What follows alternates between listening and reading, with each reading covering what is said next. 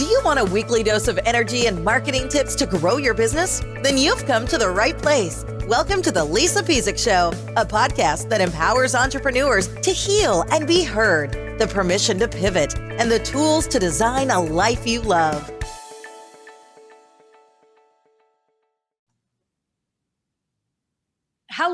Hello, and welcome to the latest episode of the Lisa Peasick Show. I am not here solo today, and I'm so excited about it.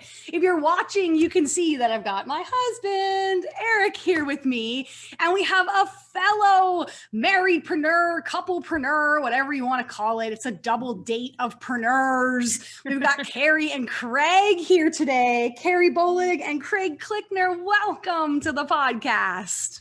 Thank you. This is the first double date we've been on since COVID. So this is really special. Hey, same with us that you bring it up. So, and so cool to be chatting about just business and how we do life and the importance of the freedom when you're in your zone of genius and you're doing good things, and that ease and flow that everyone likes to throw out and talk about. And maybe, listener, you're sitting there going, what is this? There's no ease. There is no flow.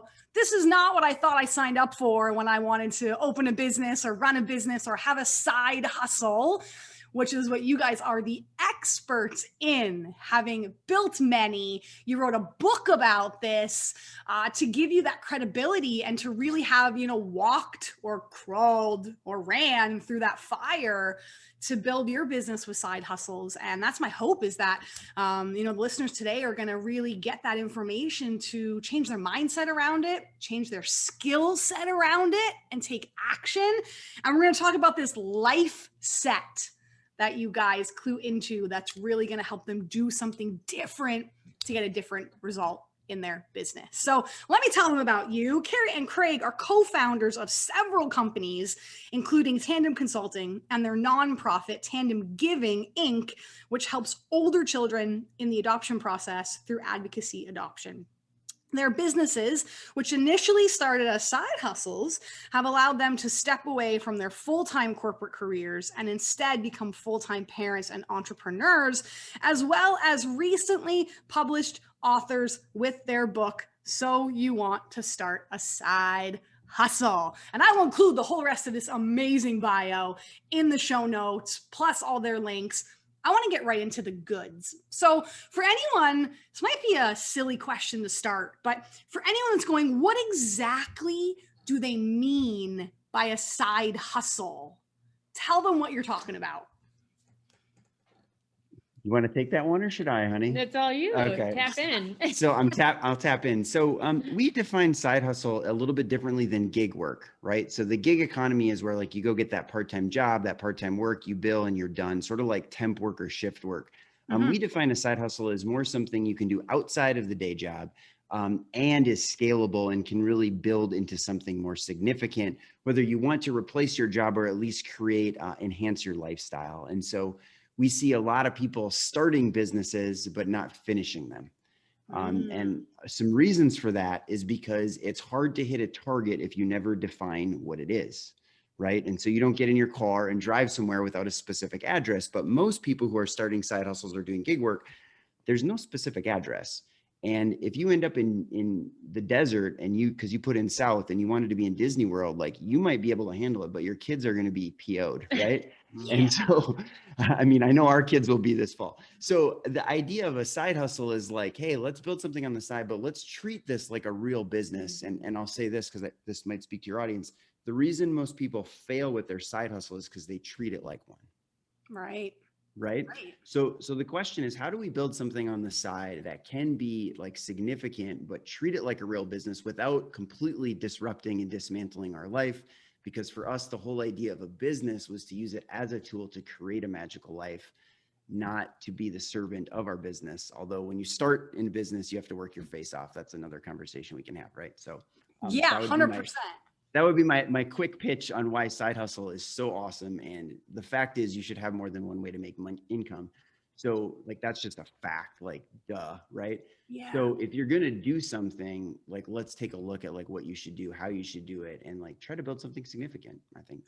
Yeah. And was that both of your focuses when from your bio you were in corporate?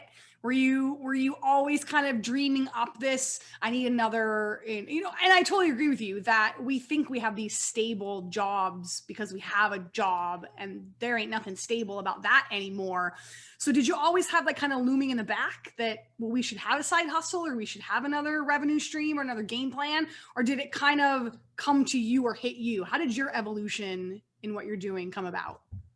I would say for me, it sort of hit me at that juncture of graduation. So I studied women's studies and sociology. Every job I ever had was child related. So teaching young kids, doing therapy with children on the autism spectrum, coaching youth athletics. It had never crossed my mind to start a business until I had that gut check of, okay, I'm getting paid just above the poverty line as a preschool teacher. Here's the trajectory I'm on. Here's where I want to be, like travel all the time, get good time with my future family, do charity, be accessible with my time with the people I love, and just this huge fulfillment gap.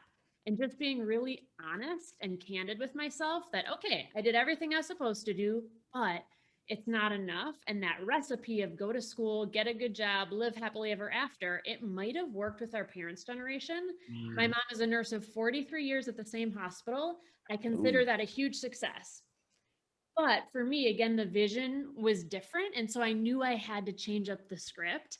And that's where I became very open-minded and just very receptive to what are other practical ways that I could start a business without having business expertise, without having capital, not even money, like not having capital.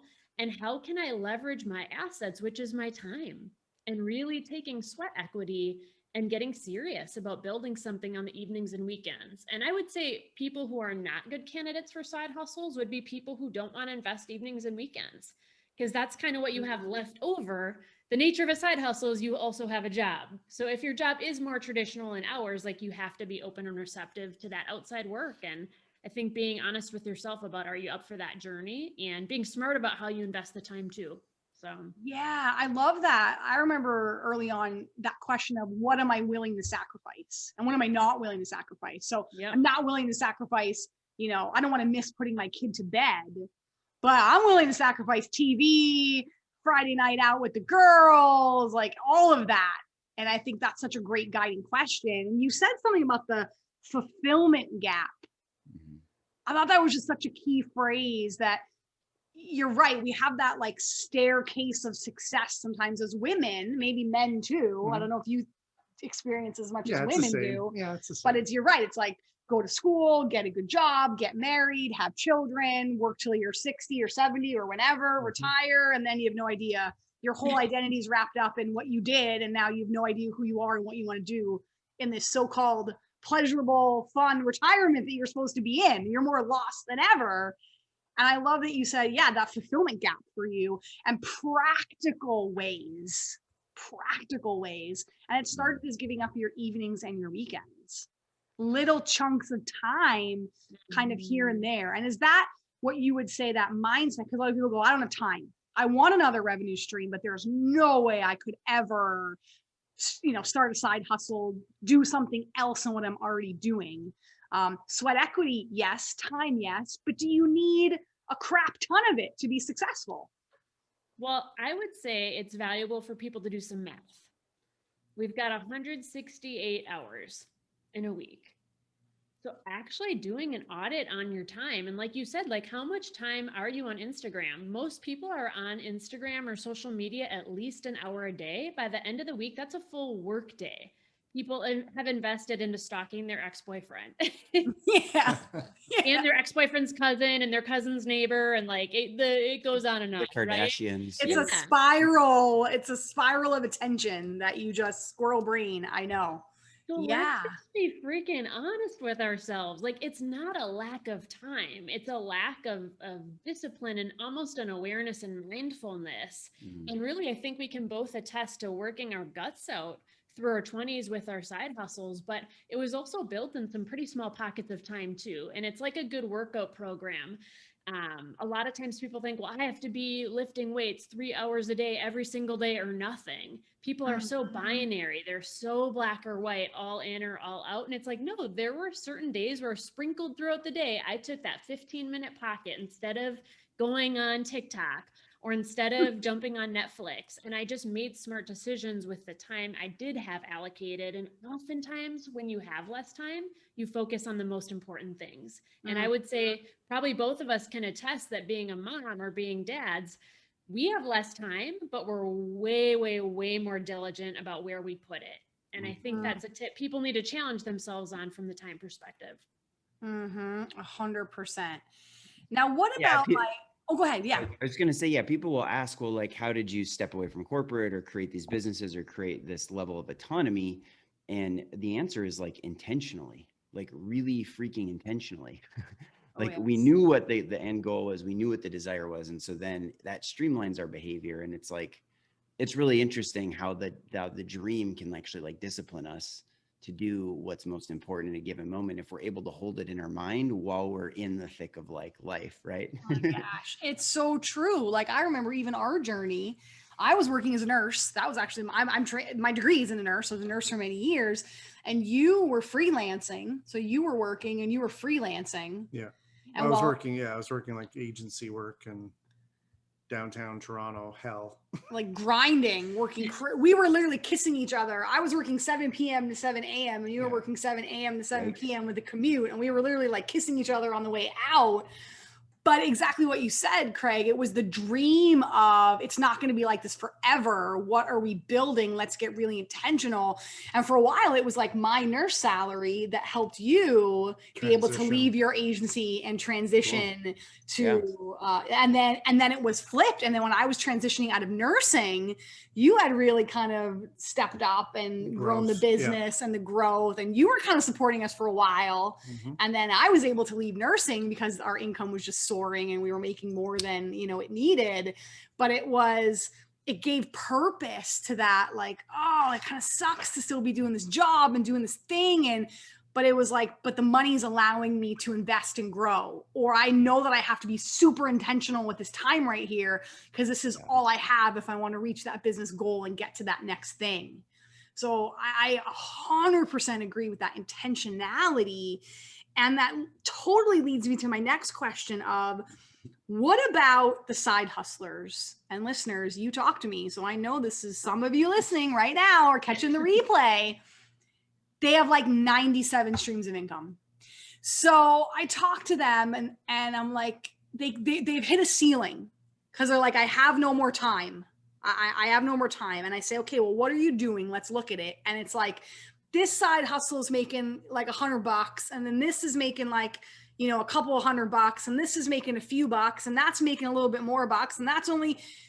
So I'm like, when you put it all together, you may have a somewhat okay income, but you're doing like 15 different things, and you're burnt out, and you're stressed out. What do we tell? But they're like, but I don't want to let it go because it's making me money. What do we tell those people? It's the difference between pieces of income versus, peace of mind, right? Like pieces of mind, it's like fragmented. So we talk about something, and there's a few major side hustle traps, but one of them is what we call the serial side hustler. And when I say cereal, I don't mean like eating cornflakes, right? I mean like SERIAL. Yeah. And so I'm a former commercial banker. I've seen and met so many business owners. I know so many people who've won, and we've seen so many people fail that we've seen patterns. And one of the patterns is someone who is always looking for the shiny object and addicted to the rush of something new. And the reality of a business, if you're going to build it to a reasonable level, is you have to be able to push through that. Just like a good marriage, it's not honeymoon phase for the rest of your marriage. I mean, there's honeymoon, but it's like it feels different, right? So like you have to be able to push through something, because to make a little extra income in the economy, anybody can do that right now. Like there's so many ways to make a little extra income. To build $1 million plus business or a $5 million business that you can step back from and actually like create. So there's passive income, and everybody talks about the word freedom, which is great, but I think it's a little abused. And then there's something called active income, which is your job, but there's also something called progressive passive income, which is a hybrid where you can at least create some form of leverage, right? And so a lot of people are like, they want to go from active to passive, but they don't really have any clue. They have no one guiding them. They've never done it. They've never built $1 million business. It's like, hey, let's just start like incrementally growing something and get dialed in. So I would say if you have 97 forms of income, like you're spread way too thin. There's very few people who can pull off what Elon Musk does. So you have to start asking yourself, which of these can I scale to create the best lifestyle and automate, right? 100%. Yeah. And then now you pick up the next one. Then you pick up the next one. But that's because you've built something of legitimacy. And so that's the formula we followed, and it's worked out really well.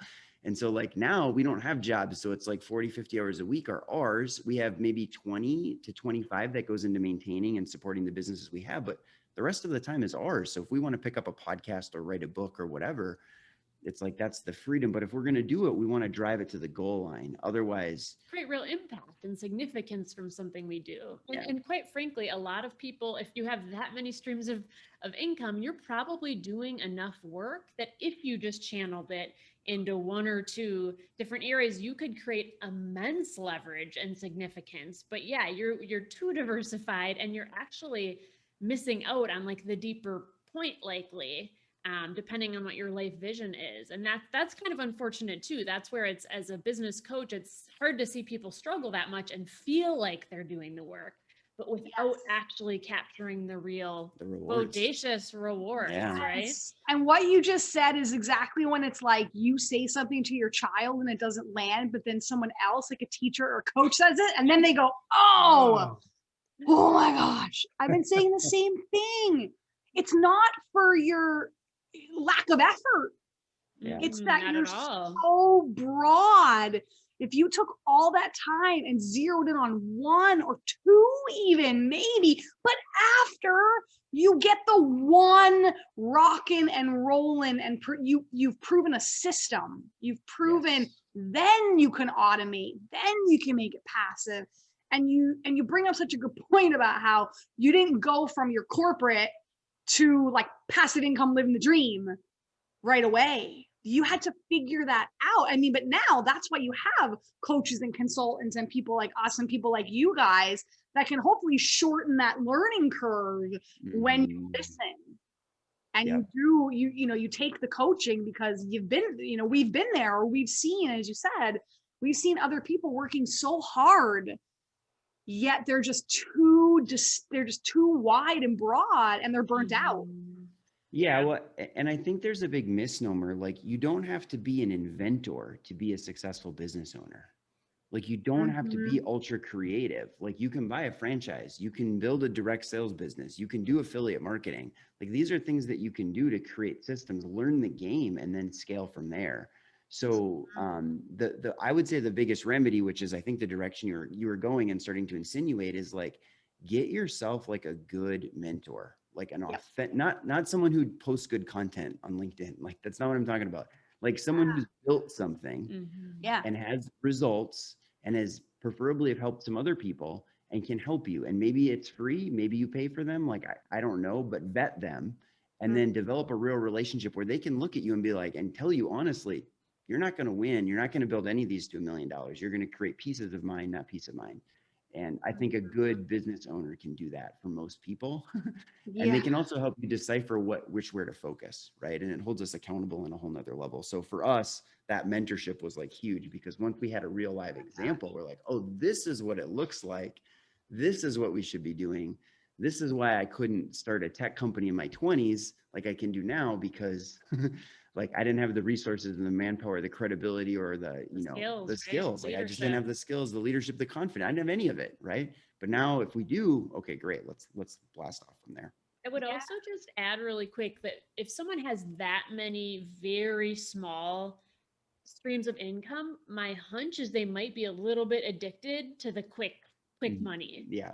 And I think that's a good point to step back and really evaluate, like, what is the purpose behind this? What's the point?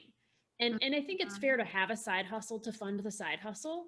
Like, if your full-time career income isn't enough to be seed money for your side hustle, like, go pick up a second job, like, do whatever you need to do, go sell some stuff. But, you know, it does get excessive to a point where you might want to question, like, what am I getting out of all these different streams or venues, right? I know it's so. How do you do people ask you like, how do you help them pick that side hustle? Like, do you guide them? I mean, obviously you have to enjoy, like, let's say you're going to go the network marketing route. You obviously have to enjoy the thing you're talking about. You have to enjoy, you have to believe, you have to have that belief in yourself first, obviously, yes. And then whatever it is that you're talking about or selling or being a part of or getting affiliated with. What about when people are multi-passionate and they like lots of things, or they're multi-skilled? I mean, especially even So talking about like a corporate, maybe not even a newbie, someone who's like kicking butt in corporate and they are skilled and they are intelligent and they have resources and they're trying to figure out what their next act in life is, or that next transition for them. yeah, so a couple recommendations on this. Number one, you don't have to be passionate about a side hustle to build it. Like that's a misnomer. Just like you don't have to be passionate about your job to get paid, right? Having an interest, having energy around it, having excitement or positivity around it is important. But like you don't have to be passionate. So stop saying I can't build something because you're not passionate about it. Like relax. Take that pressure off. The reason we built what we built was so that we could explore all those other avenues that you're talking about. And we like to think we're dynamic. I think most people, here's the reality. Most people are more dynamic than their job title. And the job title will never allow you to express all your skills and talents and strengths and desires. Just like your husband or wife cannot meet all your emotional needs in a relationship, right? Like the young couple that comes to us is like, I fought with my wife. It's like, awesome. Like, welcome. Yeah, we all do. To marriage. Yeah. Like, you're going to disagree. So trying to put too much pressure on one side hustle or one thing to do it is not the right mindset. However, having said that, in our case, we built side hustles to a point where we could create enough time and freedom that we could then start to explore other things and continue to add those on. So just realize your first business is not going to be your last. Rarely is. So stop putting that pressure. At the same time, then there's the other extreme of the serial side hustler, right? So you're not going to make any progress dating 8 women at a time and trying to figure out which one you're going to marry. You're going to run yourself crazy, right? So I should use probably tick off some people in the process. Probably upset some people in the process. And we can use the inverse sexual orientation, whatever, right? That's not where I'm going. So, but the idea though is like, how do we really build something legitimate? And I think that requires a sense of focus, and it requires a sense of purpose, and it requires a sense of conviction, because you should build something. You need to build something, and you need to build it now.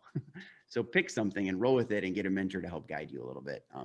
Hopefully that's helpful. Yeah, I mean, it's almost, I could use my own story as an example. After I graduated from a good university with two 4-year degrees, a double degree, I was considering going to photography school because that was my passion, which would have been another 6 figures in debt and multiple more years of education. And luckily I had met this guy by that point, and my mentor. Sucked all the passion right out of his life. And it was really important to think about, like, what would life look like? 6 figures more in debt, with how many more hundreds of thousands of dollars invested into trying to build a photography business? What would actually my lifestyle look like in terms of schedule, working all evenings and weekends through the summer, not having autonomy, really being on my client's schedule, and taking something that was a passion and having to do it to put food on the table. And so for me, it was a good mindset shift. Like, can I still do photography? Absolutely, yes. But why don't I start with something practical and scalable and over time automatable, as well as something that I actually have access to people who've already done it well, that I trust and have built a working rapport with, because it's not a work ethic issue for most people. Some people it is a work ethic issue. Most people it's not. Right. So again, just like figuring out what's going to get me to that future desired state. And what I wanted was to not have to work a job traditionally and to be able to have that time and that choice. And so that's why that really helped me figure out the path versus saying, what's my passion? And let me try and make it a business and let me try and make it a really successful business that brings me all this income. It's no, start with what actually can be a bridge to the end game. And that's our philosophy. There's other ways to do it, but that's what we have found has been a stronger winning equation for a lot of people that we've worked with over the for the years. moderate entrepreneur, I mean, don't compare yourself with the Elon Musks of the world unless you are like that much of a genius. Like, but seeing that example doesn't help us. But even Elon Musk started with like electronic payment processing. Like, he wasn't passionate about that. He used that as a bridge to get to where he's at. And then I want to say one other thing on how you would evaluate. Most of us are trained on how to evaluate products because we've been trained how to be consumers.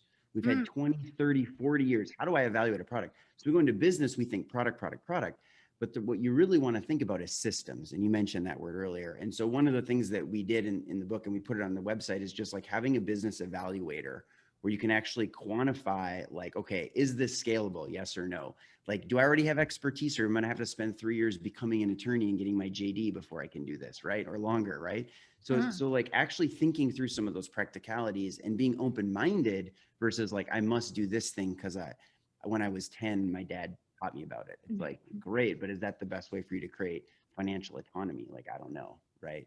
Yeah, sometimes the things that you're most excited about should stay, not as putting all this Exactly what death Carrie's grip point is, on. Yeah, because then you kill that joy.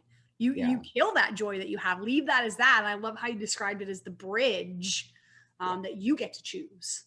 That you get to choose 100%.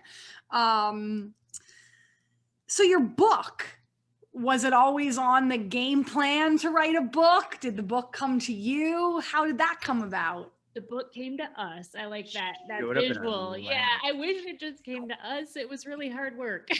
The hardest thing we've ever done is write a book and have an editor. It was McGraw-Hill was fortunate enough to publish for us, and they cleaned our cloth. They kicked our butts. Oh my Yeah, gosh. it made our book so much better. It was an amazing process. And, we talk to people a lot about being on the fringe of your competency, and just like that is like really living, right? When you're just feeling stretched and challenged and learning new things. So it was fun as people that preach that and teach that to be so in that. And for me, a big driver for the book, I got on LinkedIn and really actively started to create content and really build community and build relationships about 2.5 years ago. And it was that kind of getting out of my industries and out of my bubble that helped me see that like people all over the world need access to more content for the moderate entrepreneur. It wasn't just us. It wasn't just us. We'd always felt like, why are there not more tools or, books specifically curated for that moderate entrepreneur or side hustler? Because it's a more dynamic scenario when you have to keep your job in place 40, 50, 60 hours a week and learn how to actually build something and do it well and do it effectively so it doesn't mess up all the other pillar areas of your life. So it was seeing kind of that interest in my content and just like overall people kind of having a craving for more content like that made me feel like we've got something to offer. Like we've lived this. Everything we've ever built has been a side hustle. Huge proponents and fans of that approach. So that was for me the drivers, just like how do we impact more people through our journey and how we've been, influenced and how we've helped other people in the process. Yeah, and how we're not billionaires and we're not super geniuses, but you can still create a really great life. That doesn't X you out of the entrepreneurship game. Everyone participates. Everyone's an entrepreneur on some kind of spectrum, right? So there's like I use Elon Musk a lot, but then there's like the person who wants to sit in a cube and never take any risk and do anything. That's okay. Most people are in the middle somewhere. I think most of us are further towards the Elon Musk of the world as we start to explore it, but it's never been like grown. It was never a seed that was like talked about. It's never been nurtured. And so that's why we're side hustle proponents. Cause it's like, hey, get your hand, like people are like, oh, I got to raise 200 grand to like buy this restaurant and then quit my job. I'm like, dude, get a food cart. Like have start a like business where you go to homes and like give food and do high-end meals. So many things you could do that are not like jump all in or all out. Like that is the worst mindset if you've never. Oh my gosh. You like for most people, there's the 1%ers out there who are like built that way. Like great Gary Vaynerchuk, you were a genius and had a franchising like system of, newspaper routes when you were 5, like awesome. Like most humans do not do that. So if you're not in that bucket, like, I love how you touched on it's not the all in or all out, because I think there's what I love about what you guys do is that you're teaching people how to build and grow this sustainable, profitable, fun business and life. I agree. In the beginning, it is a grind. Like everyone's like, oh, the fun starts on day one. You're like, no, the fun comes on day like 497 if you're lucky, or, but there's this thing about, I think we push people to leave our job. Like there's just this, well, you're not a real entrepreneur. Like it's like nails on a chalkboard for me, where it's like, you're not a real entrepreneur if you're still working your job and doing the side hustle. And I'm like, that's such bad advice, because then people quit their stability and then they're like eating beans and rice, or they're trying to build this business based on desperation. Yeah. Which is the worst place to try to grow a business. Then you're doing things to people that you shouldn't be doing, and selling things for revenue you shouldn't be selling. Yeah, operating from a position of weakness. Pushing revenue you should be pushing, yeah. I'll also add one thing that really hits a nerve for me is you are not an entrepreneur unless you invent something. And a lot of the businesses we built have been more plug and play platforms, especially earlier on, right? And so many people mistake inventor with entrepreneur, but they don't have to be the same thing. And most successful business owners, especially with Craig's commercial banking experience, it's like a lot of the business owners you saw thrive, like anything. We're evolving systems that already existed, right? Yeah, you're building on the goodness that's already out there and taking your unique spin on it, or your unique piece that you're really, interested in, and can be the bridge, as you said. I feel like I'm asking all the questions. Do you have any questions? Oh, go ahead. Yeah, I think there can be some semantics in the like business owner versus entrepreneur and how you define it, right? But in the end, it's like, do you run a company? Do you create the results you want, right? Is really the way we want to go. So the last thing that I just want to touch on, and then we need to have Eric like tell us some things, man. Tell us a joke, Eric. Tell us a story. I appreciate your level of listening skills, because I can work on that. So I appreciate. Thank you for setting an example. I'm learning from you, and you haven't said a darn thing. Don't worry, the listeners. I appreciate it. Your marriage is probably better because you're just like, yeah, whatever. Your love. Yeah. But one thing that we want to talk about is a lot of people, there's this huge emphasis on mindset. So like mindset, which is great. But if mindset is your way of thinking, we call life set your way of living and your choices. And so listening to a bunch of content, listening to this podcast is going to be helpful, but that's the mindset until you can apply it. That is life set. And what most people have is a lot of people have bad life set or a weak life set. They've made a lot of bad decisions, or their finances are in shambles. Maybe their marriage is on struggling. It's hard to build something significant if that foundation isn't good. So we talk about some of the pillars in that arena, but one of them is finances. And that's why having a good job, if you don't have a good job, get a good one. There's a lot out there. There's no shortage of like labor needs right now. So like go get a good job. Don't overcommit to your job. Quit spending 70 hours a week and trying to be the hero at your company. Dial it down to 45 and then like put 20 hours into building something for yourself, or 10 or 5. And so I think that this life set concept is really important for people. And if they take a step back and just look at their life, it's like, how can I evaluate where I'm at? How do I level up in these areas so I can also level up in my side hustle? And it makes it so much easier and smoother. And we mostly spend time fixing people's life set so then they can build the business. Sort of interesting. Yeah, sometimes it's not another business strategy that you need. It's not another system. It's getting in tune with what you want. Like you said, that clarity and that focus, and how you're actually going to be spent. What are you actually going to be doing? If I open your calendar and I look at your tasks every day, or I look at how you're spending your hours, are they aligned with how you want to live your life? Yeah.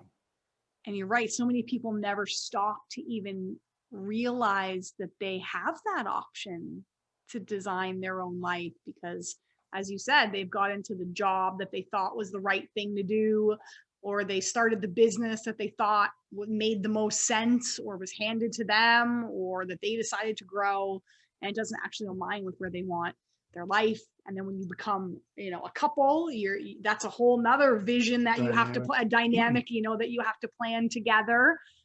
So it's a lot of conversation that you have to have, and clarity that you have to have. Such a good point. Eric, bring us home, man. Tell us. Yeah, here's my wrap up. So as I'm listening, I'm going to tell you some things that you guys gave me, thinking back through my journey and where I've come from, and where I've got today. And you guys touched on a few things I think that are just absolutely brilliant and so simple at the same time. So one thing that hit me was, you're right, we all have this entrepreneurial spirit in us. And you're right, a lot of it is based on product. And one of the things you said that resonated with me was people think that they either have to have, a bankroll of 100 grand to make something walk. I had nothing and I made it walk. Mm-hmm. So that's huge. That's a huge takeaway for me. Don't think that you have to have 100 grand in your bank account to be able to start a business. That's not a business. That is a possible business, but that's not probably where you want to start off. The next thing was Carrie touched on, looking at your schedule and looking at your time and being super ninja with where you're spending time and how you're spending that time. Because for me, I agree, I wouldn't be where I am today if I didn't do that. I wouldn't, I had budgets, I had lists of to-dos, I created my own processes to get me to where I am to create that success. And a lot of it had to do with looking at my time and saying no.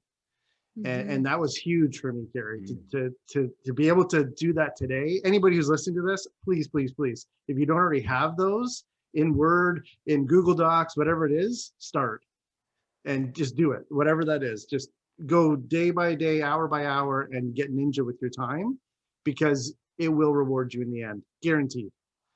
And then the last one that really hit me was the overarching theme of mindset, and how you guys are talking about mindset is a huge keyword right now. Everyone's mindset. It is really valuable, but I think it goes back to where you guys said you need a coach, you need a mentor. And I think I lived through this myself. I never had a mentor when I started, and I kicked my own butt because Lisa was the one who started getting mentors. And then I was the one that there was the extension benefit of those mentors. And now I'm the one saying, 2 for 1, right? I'm the one saying to Lisa now, I don't care that it costs 30 grand, hire them. And like those words coming out of my mouth 10 years ago, I would have thrown up. Yeah. But it's because I see where it's catapulted us. And I'm a huge proponent of, if you can succeed off someone else's failures, you're going to be that much more ahead. It took them 20 years to realize those failures. Yeah. They're just handing it to you going, here you are. Here's my failures. Don't do this. Don't be an idiot. That to me is like kind of mentorship, and what mentorship and mindset have to do with where your path and where your vision and your dreams are going to take you if you just listen. Yeah, that's also powerful, Eric. I'm 100% on board with all that. And to your point, it's so much less about more content. It's about customization. Yeah. It kind of comes down to the side hustler with 98 side hustles. It's like, you don't need to listen to 97 podcasts. Like, find the couple that are actually relevant to you and where you want to get the skills you're working to grow, and just be the best student of those. Same goes with finding a coach. Please don't have 97 coaches. Yeah. We've got some specific coaches for certain areas of our life. Craig has a meditation coach. I recently got a gardening coach, which is hilarious and very exciting all at the same time. But it's like, if you want to be healthy and have, exercise goals, like, go get someone who can teach you, and don't waste your time, right? Don't waste your effort either. So yeah, that's such a fallacy that it's like, I'm doing a side hustle or solo business, and you're doing it solo. We don't achieve anything solo. Like, you need people, you need community, you need mentors, you need the right people. And I agree, we're not in an information age anymore. We don't need more content. We don't need more information, or you don't need to do what everybody else is doing. I can't tell you how many times people say to me, you should read this book. It changed my life. It's such a good book. That was like when the whole great book, the You Are a Badass book, came out. Everyone's like, oh my God, you got to read this book. And I'm like, I've done so much work on confidence and self-growth. Like, that's not the thing that I'm zeroing in on right now. I'm good. I've done the work. So you're 100% right about customization.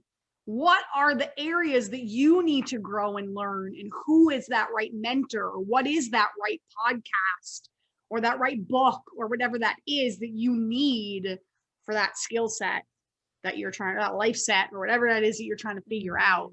That's such a good takeaway. So Eric, what a good recap. Yeah, you really brought us all the way home, Eric. That might be your new role. Just listen and You're pout a at the good end. listener and you have a great memory. Yeah. I was diligent. I'm a pen and paper. I was writing notes to get it all down. I get lost. If I do that, I'll get lost. It was so good. So you heard Eric's recaps, something special for you out there. When you listen to this, I want you to take notes. I want you to sit down. I want you to write down the one thing you're going to do different.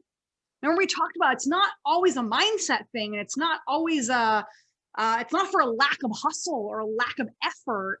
It's what's going to be that one thing you're going to do different from hearing this. And if you want to throw in too, what was the biggest aha for you? Like Eric, you shared kind of those things that jumped out. What was the biggest aha for you? Post about it. So we're going to put this up when you see it on social media. I want you to reshare it with, and that's the other thing too, right? When people put out great content, don't just reshare it. Share what jumped out for you, because then you're showing your perspective, your authority. You're helping people in how to think. Because again, we don't need more information. We need to make more decisions. So by you sharing this podcast and sharing what you're going to do differently, what the aha was for you, you're going to be paying it forward in that ripple effect of helping people make decisions and figure out what that thing is they need to go do. And when you do that, Carrie and Craig have an amazing gift for you. They're going to give you a copy of their book. The book is So You Want to Start a Side Hustle. I love that title. That's so good. So you get a copy of the book to continue your learning just for paying it forward and sharing and continuing this goodness out there. So I will put all that information and details again in the show notes. You can go back to it anytime. And you guys, thanks for coming on with me today. Thank you for having us. This was so much fun. Great date, everybody. Yay. Next time, let's do some food and some drinks. Right? Yes, absolutely. I can't wait for things are starting to finally open up here. So I can't wait for that moment where we can travel. And I know you guys are like us, travel's so important and necessary for us too. And we can't wait to get out and about again. So thank you for being on, listeners. Thank you so much for being here. And we'll see you again next time on The Lisa Pizik Show. You've been listening to The Lisa Pizik Show. Let's connect more at www.lisapizik.com.